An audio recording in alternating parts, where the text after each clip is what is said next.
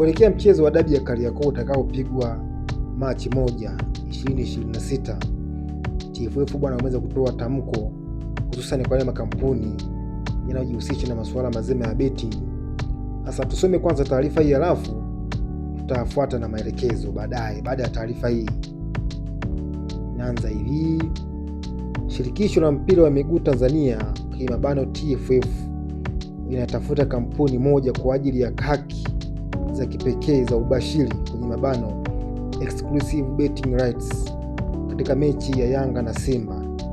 Mechi hiyo ya ligi kuu ya NBC itachezwa tarehe 1 Machi 2026 katika uwanja wa New Amani Complex Zanzibar kuanzia saa 2:15 usiku. Wadau wote wa michezo ya kubashiri wanakumbushwa kuwa haki zote za ligi kuu ya NBC ni mali ya TFF na washirika wake, yaani ameandika partners. Kutokana na taarifa hii, kampuni yoyote itakayobashiri mechi hii na nyingine ambazo ni mali ya TFF itachukuliwa hatua kali za kisheria.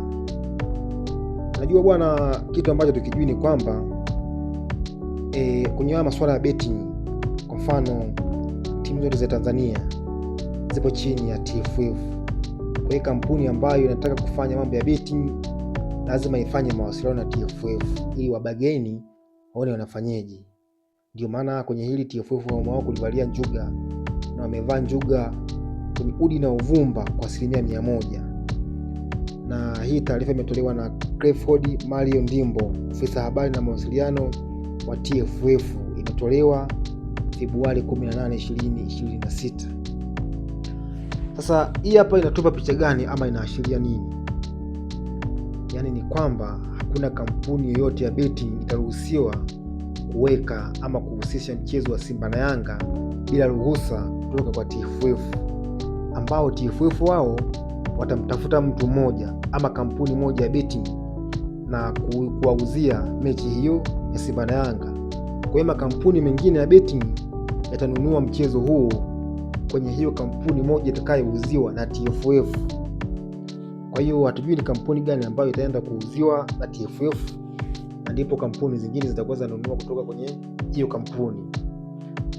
Kwa hiyo hapo ukichunguza kwa makini, kuna mpunga mrefu sana utakwenda kupigwa hapa kwenye hii kampuni ambayo itakwenda kufanya manunuzi ya kuweka mchezo huu wa Simba na Yanga katika betting.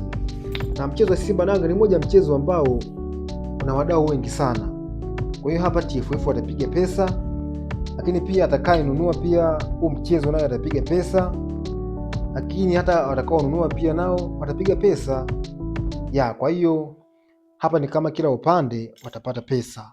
Hii ni opportunity kwa kampuni ambayo inataka kuwa la kwanza kwenda kununua mechi hii kwa TFF, ndipo na wenyewe iwauzie makampuni mengine. Mchezo upo kama hivyo.